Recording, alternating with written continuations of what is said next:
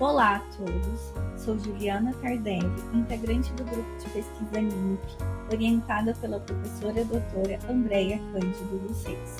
Na videoaula de hoje, abordaremos o gráfico tensão-deformação. Toda vez que aplicamos várias forças em um determinado material, determinamos o gráfico tensão-deformação, no qual o eixo Y representa os valores de tensão e o eixo X os valores de deformação.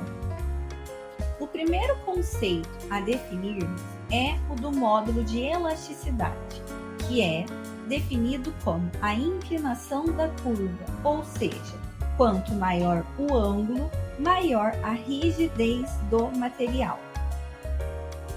Já o limite de proporcionalidade é definido como a tensão na curva quando esta deixa de ser linear.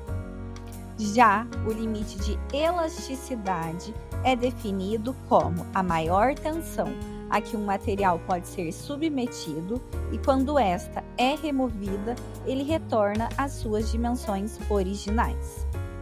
Por outro lado, o limite convencional de escoamento é definido como a tensão num valor selecionado arbitrariamente, em que a deformação já é considerada permanente. Este é sempre ligeiramente superior ao limite de proporcionalidade. Quanto à resistência máxima, esta é o maior valor de tensão que um material suporta antes de iniciar a fratura. Quando olhamos o gráfico, devemos entender qual é a flexibilidade máxima deste material, que está marcado como Fm e que consiste na deformação que ocorre quando o material é tensionado até o seu limite de proporcionalidade. Já a resiliência, diferente da flexibilidade máxima, é definida como a quantidade de energia absorvida por uma estrutura quando esta é sujeita a uma tensão igual ao seu limite de proporcionalidade. Logo, graficamente, é a área sob a curva na zona elástica, que marcamos com os traços em azul. Diferente da resiliência, a tenacidade é a quantidade de energia de deformação elástica e plástica necessária para fraturar um material. Graficamente, a tenacidade é representada pela área total do gráfico.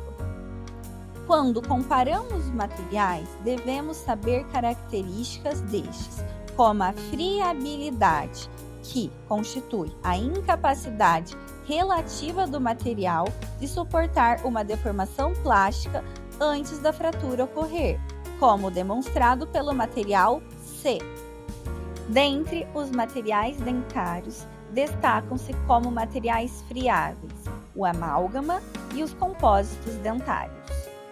Logo, os materiais friáveis são definidos como os que suportam pouca ou nenhuma deformação plástica antes de fraturar.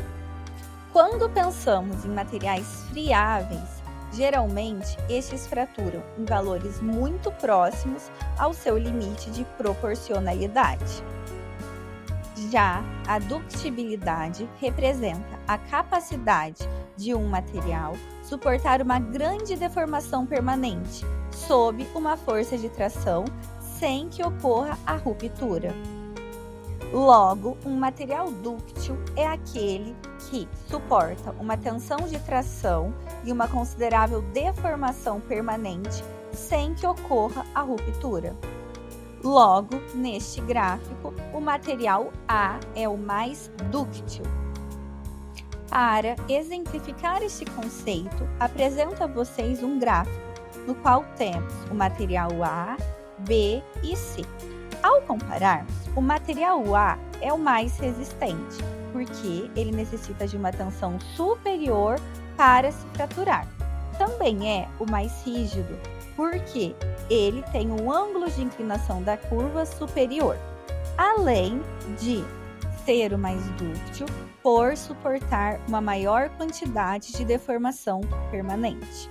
Diferente do material B, que é menos dúctil, logo mais friável, e do material C, que não apresenta ductibilidade, logo é o mais friável, e o menos resistente, porque para ele é necessário uma tensão inferior para que ocorra a fratura.